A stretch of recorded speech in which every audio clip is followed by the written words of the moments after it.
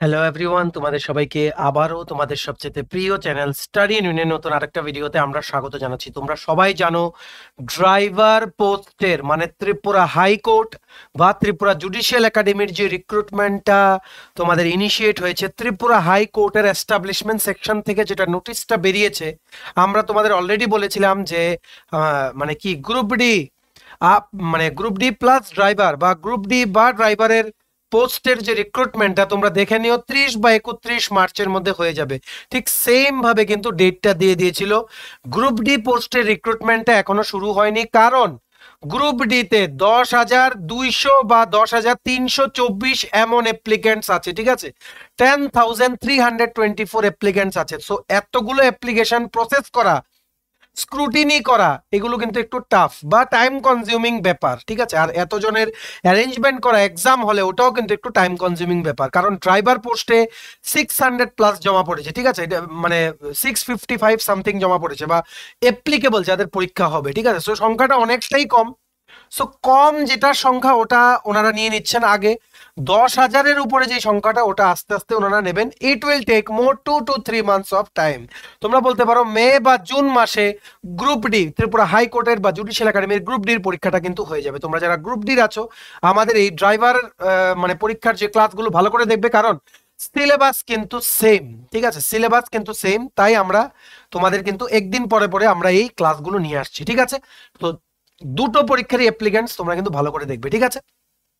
So এখানে upcoming driver exam যেটা 31শে মার্চে শিডিউলড আছে, বা গ্রুপ ডি এক্সাম যেটা মে জুনে হবে, ওটার জন্য একটা গুরুত্বপূর্ণ ক্লাস আমরা নিয়ে এসেছি। ক্লাস হচ্ছে আর্টিকেলস, ঠিক আছে। আর্টিকেলস আর শিডিউলস অফ ইন্ডিয়ান কনস্টিটিউশন, ভারতীয় সংবিধানের ইম্পর্টেন্ট আর্টিকেল আর শিডিউল, ঠিক আছে। কি কি আছে, শিডিউল মানে হচ্ছে তফসিল, ঠিক আছে। কি কি আছে ওইগুলো আমরা তোমাদের এখানে বলে দেব। একদম আমরা যেটা বলবো এই জিনিসগুলো পড়তে হবে, ঠিক আছে। মনে রাখবে যেগুলো আমরা পড়াবো এগুলো, this all things are from our notes. সবগুলো আমাদের নোটসের থেকে স্ক্রিনশট নেওয়া। তোমরা সবাই জানো আমাদের কাছে কিন্তু Tripura high court judicial academy group D ড্রাইভারের কমপ্লিট সিলেবাস নোটস অ্যাভেলেবল আছে, ঠিক আছে।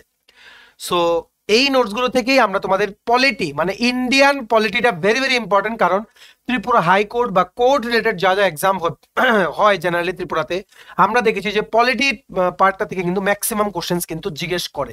তার জন্য আমরা তোমাদের খুব খুব গুরুত্বপূর্ণ একটা টপিক পড়িয়ে দিচ্ছি, এখানে হচ্ছে articles and schedules of Indian constitution. তোমরা প্লিজ আমাদের এই ভিডিও লিঙ্কটা তোমাদের বন্ধু বান্ধব বিভিন্ন WhatsApp group, Facebook group, Telegram গ্রুপে শেয়ার করে দিও, সবাই যাতে আমাদের এই ভিডিও দেখে ইম্পর্টেন্ট ও গুরুত্বপূর্ণ শিডিউলস এন্ড আর্টিকেলস আমরা যেগুলো বলবো ওইগুলোই আসবে, ঠিক আছে। 100% কনফার্ম। যদি আর্টিকেলস এন্ড শিডিউলস থেকে কোশ্চেন আসে, এগুলোর বাইরে আসবে না, এতটুকু আমরা গ্যারান্টি দিয়ে কিন্তু তোমাদের পড়াই বা আমরা নোটস গুলো বানাই, ঠিক আছে। সো প্লিজ শেয়ার করে দিও তোমাদের বন্ধু বান্ধব যারাই ফ্রেন্ডস রিলেটিভ যারা এই পরীক্ষার জন্য প্রিপারেশন নিচ্ছে সবার সাথে, ঠিক আছে।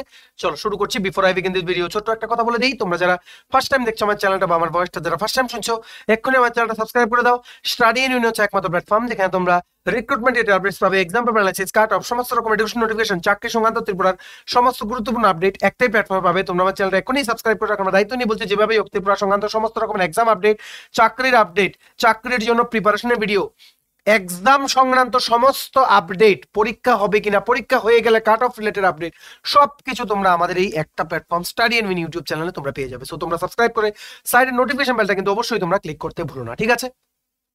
শুরু করার আগে তোমাদের ডেমো দেখিয়ে দিই। আমাদের নোটসগুলো এইরকম হয়। আমাদের কাছে টিপিএসসি কম্বাইন্ড ইলেকশন ইন্সপেক্টর, ঠিক আছে, তারপর সিনিয়র কম্পিউটার অ্যাসিস্ট্যান্ট, টিটিএডিসি মানে Tripura tribal areas autonomous district কাউন্সিলের sub zonal development officer, Tripura high court judicial academy group D, tribal welfare, Tripura state cooperative bank সহ টিপিএসসি বা বিভিন্ন কোর্ট এক্সামসের ত্রিপুরার কমপ্লিট সিলেবাস নোটস আমাদের কাছে অ্যাভেলেবেল আছে, ঠিক আছে।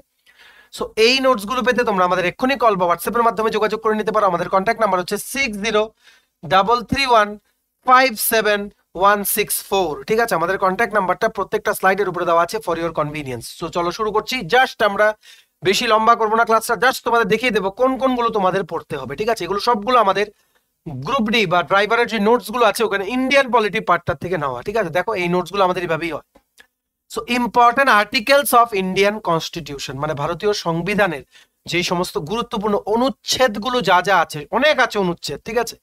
এগুলো সবগুলো তোমাদের পরীক্ষার জন্য ইম্পর্টেন্ট না, ঠিক আছে। যেগুলো পরীক্ষাতে জেনারেলি আসে বা রিপিট হয় ওগুলো আমরা এই নোটসের মধ্যে রেখেছি। তো ওইগুলোই আমরা তোমাদের এখানে দেখাবো, ঠিক আছে। তো মনে রাখবে প্রথম ইম্পর্টেন্ট হচ্ছে ফান্ডামেন্টাল রাইটস, মানে মৌলিক অধিকার, ঠিক আছে।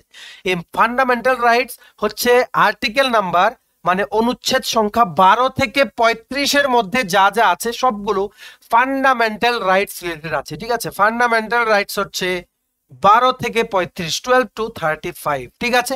আরেকটা নেক্সট কি, directive principles of state policy, এটা কিন্তু আসেই, ভেরি ভেরি ইম্পর্টেন্ট, এই দুটোই মনে রাখবে। Directive principle of state policy হচ্ছে আর্টিকেল নাম্বার 36 থেকে 51, 36 নাম্বার থেকে 51 নাম্বার পর্যন্ত হচ্ছে directive principle of state policies, various directives বা রুলস গুলো কিন্তু এখানে লেখা আছে, ঠিক আছে।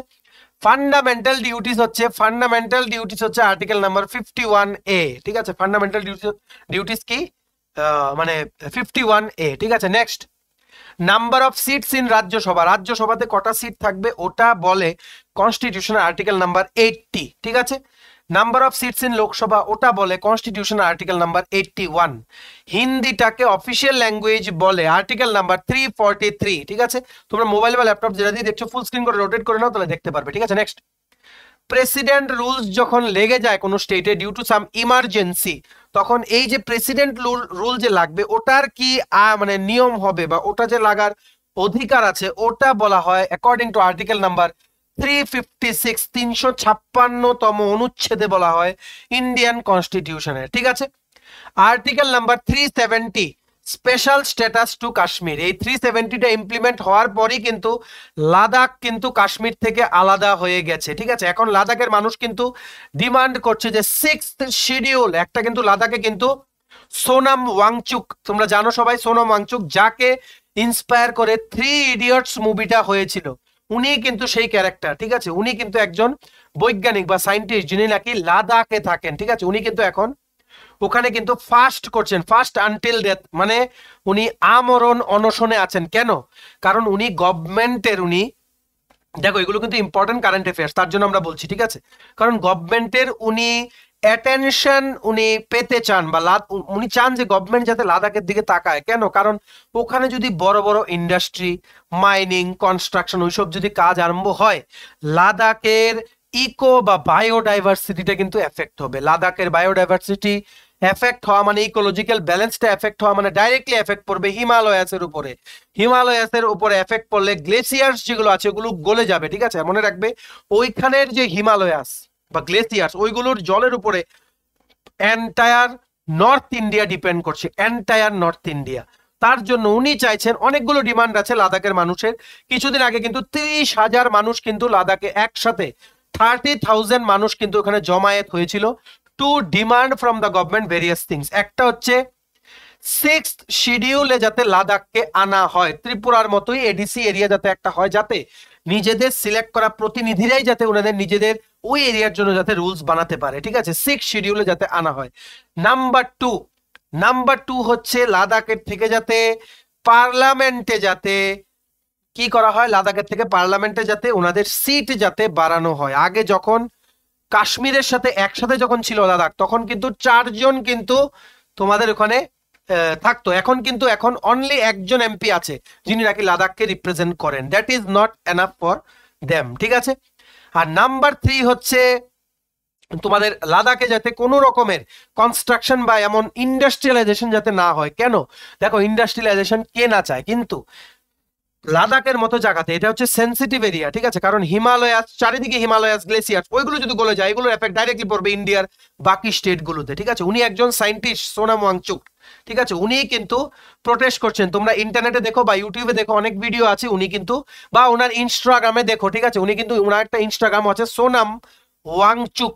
উনি হচ্ছেন সেই রণছোড় দাস ছানচার যে ছিল, মানে আমির খানের যে ক্যারেক্টারটা 3 ইডিয়টসে, উনি ওনাকে কিন্তু ইন্সপায়ার হয়ে ওনার লাইফ স্টোরির মধ্যেই কিন্তু, ঠিক আছে। এটা তোমাদের মনে রাখতে হবে। উনি অনেক ইনভেনশনস করেছেন, যার জন্য ওনাকে কিন্তু রিসেন্টলি কিন্তু অনেক অ্যাওয়ার্ডও দেওয়া হয়, গ্রিন সায়েন্টিস্ট বা তোমাদের বিভিন্ন ক্লাইমেট এক্সপার্ট বা বিভিন্ন, ওনার যে প্রোটেস্টটা ওটা কিন্তু মেইনলি ক্লাইমেট চেঞ্জের উপরে, ঠিক আছে। ক্লাইমেট মানে ক্লাইমেট ফাস্ট উনি নাম দিয়েছেন ক্লাইমেট ফাস্ট। ক্লাইমেট ফাস্ট মানে আমি ক্লাইমেটকে বাঁচানোর জন্য আমি অনশন করছি, ঠিক আছে। সো এটা দেখে নিও, ভেরি ভেরি ইন্টারেস্টিং টপিক। আমি জাস্ট তোমাদের বলে দিলাম যেহেতু মানে কাশ্মীরের কথা এলো তার জন্য, ঠিক আছে। আর আর্টিকেল 370 যেহেতু এলো। নেক্সট আর্টিকেল নাম্বার 395, 395 কি বলে? Indian repeals Indian independence act and government of India act 1935, ঠিক আছে। মানে এটার মধ্যে ইন্ডিয়ান ইন্ডিপেন্ডেন্স অ্যাক্ট আর গভর্নমেন্ট অফ ইন্ডিয়া অ্যাক্ট 1935 এর কথা এখানে উল্লেখ আছে, ঠিক আছে। এইবার দেখে নাও আর্টিকেল নাম্বার 1 থেকে আর্টিকেল নাম্বার 4 এর মধ্যে কি আছে। আর্টিকেল নাম্বার 1 আছে name and territory of the union, মানে সবগুলো স্টেটের নাম বা ইউনিয়ন টেরিটরির নাম। আর্টিকেল নাম্বার 2 তে আছে নতুন স্টেট হওয়ার জন্য কি কি ক্রাইটেরিয়া লাগবে ওইগুলো লেখা। আর্টিকেল নাম্বার 3 তে আছে formation of new states and alteration of areas boundaries and names of the existing states, ঠিক আছে। মানে আর্টিকেল 1 to 4 হচ্ছে স্টেটস আর ইউনিয়ন টেরিটরিজ এর জন্য পার্টিকুলারলি, ঠিক আছে। এবার হচ্ছে পার্ট 2, পার্টস অফ কনস্টিটিউশন। দেখো পার্ট 1 এর মধ্যে আর্টিকেল নাম্বার 1 to 4, ঠিক আছে। এগুলো হচ্ছে স্টেট বা ইউনিয়ন টেরিটরির কথা বলে। নেক্সট আর্টিকেল নাম্বার 5 to 11, এটা আছে পার্ট 2 এর মধ্যে। আর্টিকেল 5 বলে কি?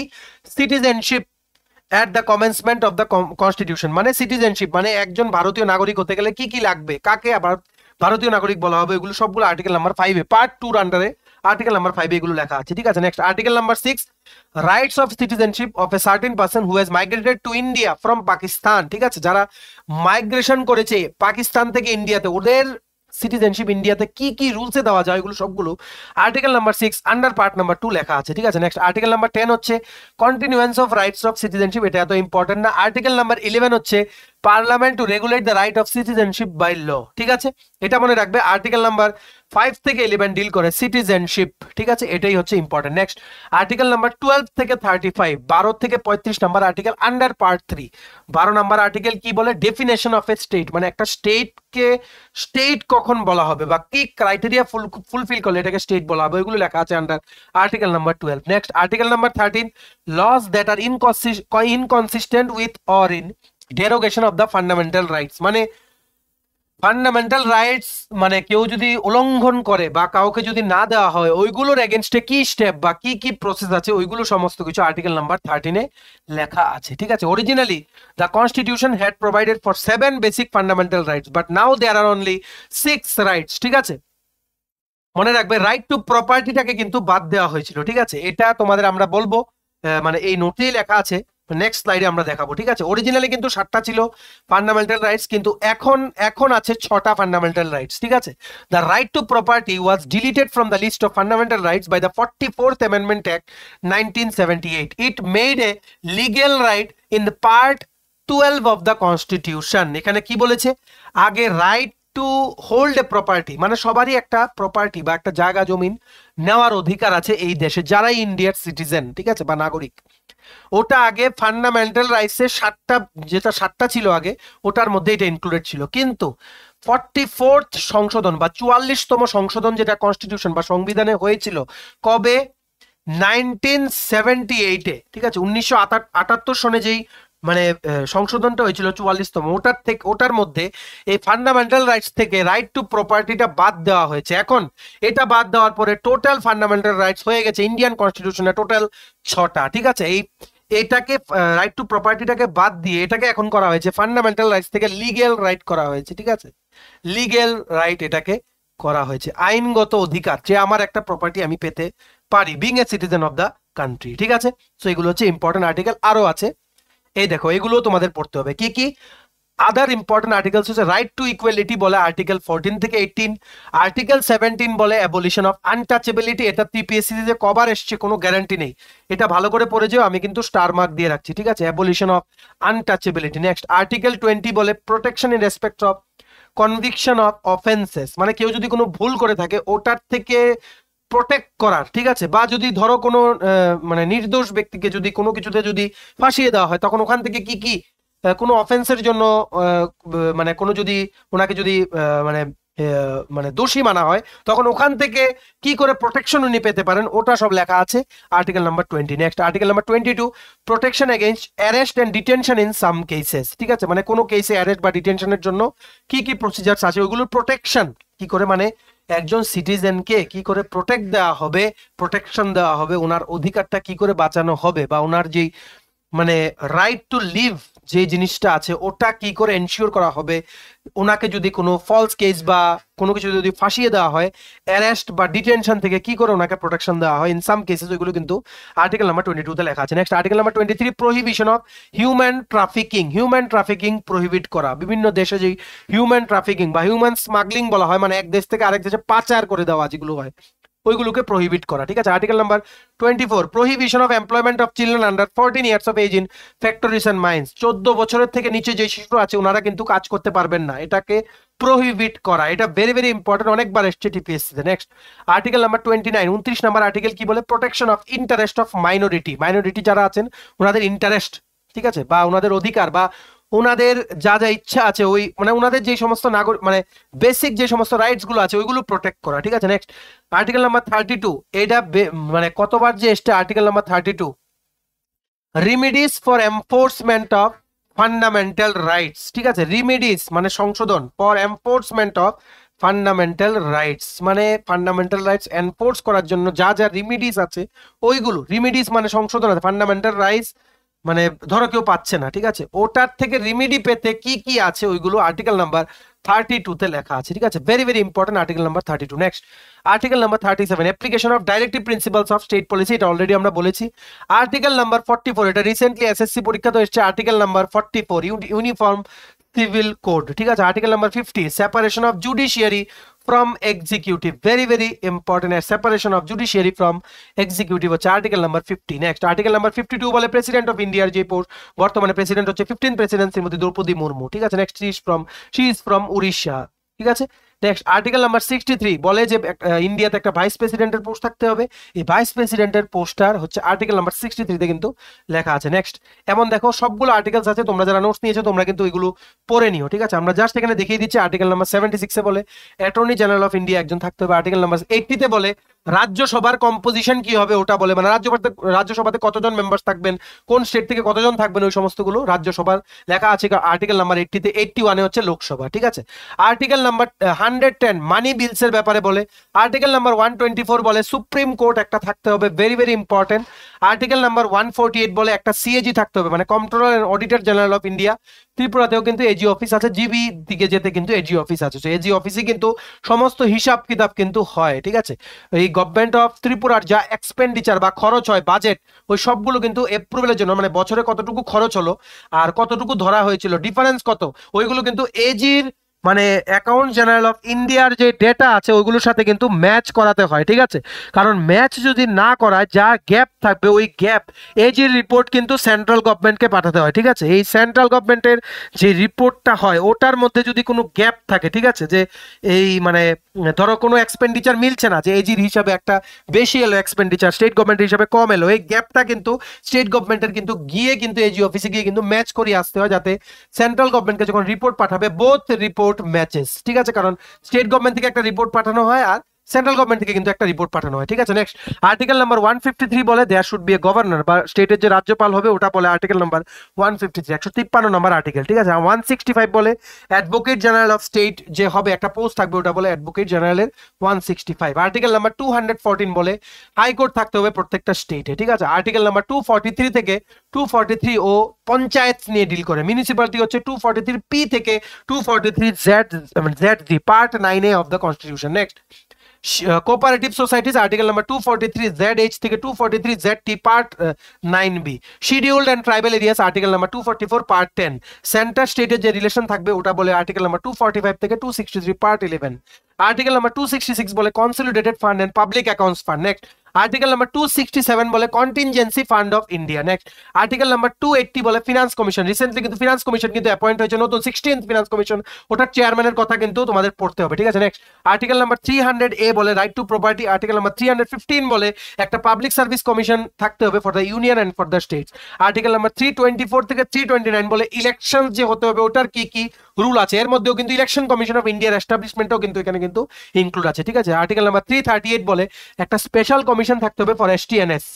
আর্টিকেল নাম্বার 352 আমাদের বলে ন্যাশনাল ইমার্জেন্সি যখন লাগবে তখন ওটার কি কি রুলস হবে। নেক্সট আর্টিকেল নাম্বার 356 বলে প্রেসিডেন্টস রুল বা রাষ্ট্রপতি শাসন যখন হবে তখন স্টেট ইমার্জেন্সির জন্য ওখানে প্রেসিডেন্টস রুল থাকতে হবে, কোন পরিস্থিতিতে প্রেসিডেন্টস রুল লাগানো যায় ওটা কিন্তু আর্টিকেল নাম্বার 356 এ লেখা আছে। নেক্সট আর্টিকেল নাম্বার 360 তে লেখা আছে ফাইন্যান্সিয়াল ইমার্জেন্সি, ঠিক আছে, মানে কোনো আর্থিক সংকটের জন্য যদি ইমার্জেন্সি ডিক্লেয়ার করা হয় কোনো স্টেটে, ওটা কিন্তু লেখা আছে আর্টিকেল নাম্বার 360 তে। আর্টিকেল নাম্বার 368 হচ্ছে মানে পার্লামেন্ট যে সংশোধন করতে পারে কনস্টিটিউশনটাকে, ওটা লেখা আছে article number 368। Next article number 370 তোমরা জানো special provision of Jammu and Kashmir. Next article number 371 A হচ্ছে নাগাল্যান্ডের স্টেটের স্পেশাল প্রভিশনস গুলো, এগুলো আর্টিকেল নাম্বার 371 এ তে লেখা আছে।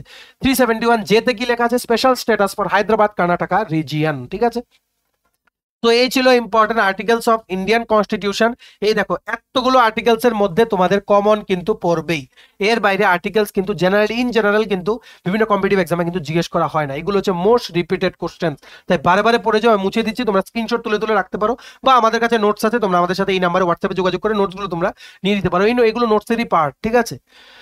সো এইবার আমরা দেখে নিই ইম্পর্টেন্ট শিডিউলস বা ভারতীয় সংবিধানের ইম্পর্টেন্ট কিছু তফসিল যেগুলো আছে, ঠিক আছে। টোটাল তোমাদের 12টা আছে, 12 শিডিউলস আছে টোটাল, এই 12টাই তোমাদের পড়তে হবে, এগুলো তোমাদের মনে রাখার একটা টেকনিক আছে, এগুলো আমরা নেক্সট ভিডিওতে বলে দেবো, ঠিক আছে।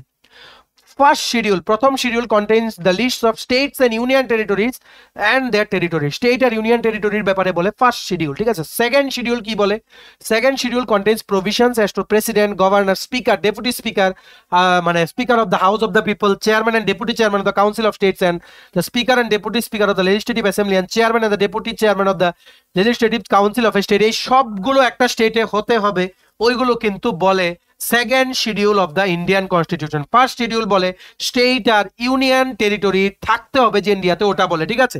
সেকেন্ড শিডিউল বলে contains provisions of the president, governor of state, speaker and deputy speaker of the house of the people and chairman and the deputy chairman of the council of state and speaker of, and deputy speaker of the legislative assembly and the chairman and deputy chairman of the legislative council of a state, আর high court supreme court যে থাকতে হবে ওটাও কিন্তু it's under second schedule of the Indian constitution, ঠিক আছে। Next third schedule contains forms of oath and affirmation, বিভিন্ন oaths and affirmation, oath মানে শপথ যে নেয়, ঠিক আছে, ওথ শপথ গ্রহণ যে অনুষ্ঠান হয়, যে তোমরা দেখো না নতুন কেউ যদি কোনো পজিশনে যদি ইলেক্ট হয় তখন যে শপথ যাদের নেয় ওটার ব্যাপারে ইনক্লুড আছে থার্ড শিডিউলে, ঠিক আছে। ফোর্থ শিডিউলে কি ইনক্লুড আছে, ইট contains provisions as to the allocation of seats in the council of state, ঠিক আছে, কাউন্সিল অফ স্টেটস এর allocation of seat ওইগুলো সব ইনক্লুড আছে, কি করে সিটের allocation হবে ফোর্থ শিডিউলে এগুলো ইনক্লুড আছে। নেক্সট ফিফথ শিডিউলে ইনক্লুড আছে as to the administration and control of the scheduled areas and scheduled tribe, fifth schedule আছে scheduled areas and scheduled tribe। sixth schedule very very important, sixth schedule কি আছে, sixth schedule contains provision as to the administration of the tribal areas in the state of Assam, Meghalaya, Tripura, Mizoram, এটার আন্ডারে কিন্তু sixth schedule এর আন্ডারে কিন্তু ফেলা হয়েছে, এই sixth schedule এর আন্ডারে কিন্তু লাদাখকে কিন্তু আনার একটা এখানে প্রচেষ্টা করছে লাদাখের মানুষ, যাতে করে ওখানের এরিয়ার অ্যাডমিনিস্ট্রেশন যাতে ওনাদের দ্বারা সিলেক্ট করা প্রতিনিধিরাই যাতে পেতে পারে, যাতে করে ওখানে যাতে ইলিগেল অ্যাক্টিভিটিস বা মাইনিং বা কনস্ট্রাকশন ওই সমস্ত কিছু ইন্ডাস্ট্রিয়ালাইজেশন যাতে না হয়, in order to protect the environment বা in order to maintain a balance in the climate, ঠিক আছে। আশা করি তোমরা বুঝতে পেরেছো। Next seventh schedule, seventh schedule contains the union list, state list and the concurrent list.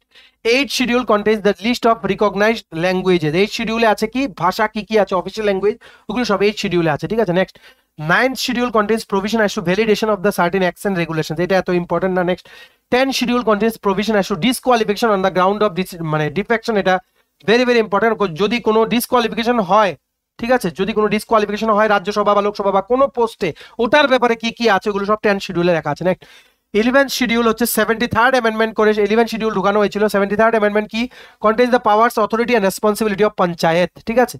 11th schedule হচ্ছে panchayat. 12th schedule হচ্ছে মিউনিসিপ্যালিটি, ঠিক আছে। 11th schedule panchayat, 12th schedule municipality, 10th schedule মনে রাখতে হবে ডিসকোয়ালিফিকেশনের ক্রাইটেরিয়া। 7th শিডিউল আর 7th শিডিউল হচ্ছে union list, state list, concurrent list. 8th schedule হচ্ছে language, official language. 6th schedule হচ্ছে ত্রিপুরা, মেঘালয়, আসাম, মিজোরাম। 5th শিডিউল হচ্ছে administration and control of the schedule areas and schedule tribe. 4th schedule হচ্ছে allocation of seats in the council of states. 3rd schedule হচ্ছে forms of oath and affirmation. 2nd schedule হচ্ছে বিভিন্ন যে সমস্ত পোস্টগুলো আছে including supreme court, high court, বিভিন্ন governor, president, vice president, ওই সমস্ত পোস্টগুলোর ব্যাপারে কিন্তু 2nd শিডিউলে লেখা আছে। 1st শিডিউল হচ্ছে স্টেটস এন্ড ইউনিয়ন টেরিটরিজ, ঠিক আছে। সো এই শিডিউলসগুলো ভেরি ভেরি ইম্পর্টেন্ট, আমরা তোমাদের বলে দিলাম। তোমরা কিন্তু এই আর্টিকেল শিডিউলসগুলো অবশ্যই পড়ে যাবে গ্রুপ ডি বা ড্রাইভার পোস্টের এক্সামের জন্য, ত্রিপুরা হাইকোর্ট বা ত্রিপুরা জুডিশিয়াল একাডেমি। ঠিক আছে, আগামী দিনে কিন্তু প্রশ্ন কিন্তু আসবে, আর এইগুলো বারবার রিভিশন তোমরা দিয়ে যাবে। আর তোমরা যারা নোটস নিয়ে পড়ছো তোমরা কিন্তু ভালো করে, এই ইন্ডিয়ান পলিটিটা কিন্তু very very important topic for high court related exams, তোমাদের কিন্তু এই জিনিসটা ভালো করে কিন্তু মনে রাখতে হবে। ঠিক আছে, চলো এই ছিল আজকে ছোট একটা ভিডিও, এতটুকু দেখে থাকলে থ্যাঙ্কস ফর ওয়াচিং। ভালো লাগলে অবশ্যই লাইক করে দেওয়া, প্লিজ শেয়ার করো এই ভিডিওটা তোমাদের বন্ধু বান্ধব, বিভিন্ন WhatsApp group, Facebook group, Telegram গ্রুপে সবাই যাতে এই ভিডিওটা দেখে ইম্পর্টেন্ট টপিকটা সবাই যাতে রিভাইজ দিয়ে নিতে পারে। ঠিক আছে, ভেরি ভেরি ইম্পর্টেন্ট টপিক, সবাই কিন্তু এটা তোমাদের পড়ে যেতেই হবে। ঠিক আছে, শেয়ারিং ইজ মাস্টার। তোমার যদি টিপিএসসি কম্বাইন্ড ইলেকশন ইন্সপেক্টর, তারপর senior computer assistant, TTIDC sub zonal development officer বা টিটিআইডিসি এগ্রিকালচার অফিসারের ইন্টারভিউ, ঠিক আছে, বা ত্রিপুরা হাইকোর্ট জুডিশিয়াল একাডেমির গ্রুপ ডি ড্রাইভার বা tribal welfare Tripura state cooperative ব্যাংকের কমপ্লিট নোট যদি লাগে, তোমরা আমাদের সাথে এক্ষুনি কল বা হোয়াটসঅ্যাপের মাধ্যমে যোগাযোগ করে নিতে পারো। আমাদের কন্ট্যাক্ট নাম্বার হচ্ছে 6033157164। আমাদের চ্যানেলটা অবশ্যই সাবস্ক্রাইব করে দিও যদি ত্রিপুরা সংক্রান্ত সমস্ত রকমের latest news, current affair, GK, চাকরি সংক্রান্ত সমস্ত গুরুত্বপূর্ণ আপডেট যদি তোমাদের একটা প্ল্যাটফর্মে লাগে, তোমরা আমার চ্যানেলটা এখনই সাবস্ক্রাইব করে রাখো। ঠিক আছে, আমাদের ফেসবুক পেজটা লাইক বা ফলো করে দিও, নিচে লিঙ্ক দেওয়া আছে। আমাদের টেলিগ্রাম গ্রুপটা জয়েন করতে পারো, ওটার লিঙ্কটা নিচে ডেসক্রিপশন বক্সে দেওয়া আছে। আমাদের হোয়াটসঅ্যাপ চ্যানেলটা ফলো করতে পারো, ওটার লিঙ্কটা নিচে ডেসক্রিপশন বক্সে দেওয়া আছে। ঠিক আছে, চলো সবাই ভালো থাকবে, প্রিপারেশন নিতে থাকো, সমস্ত আর্জেন্ট আপডেটের জন্য স্টাডি ইউনিয়ন কিন্তু ফলো করতে ভুলো না। আমরা তোমাদের পাশে সবসময় আছি, তোমরা সবাই সামনের দিকে এগিয়ে যাও। চলো, হ্যাভ এ নাইস ডে, টাটা, বাই বাই, টেক কেয়ার।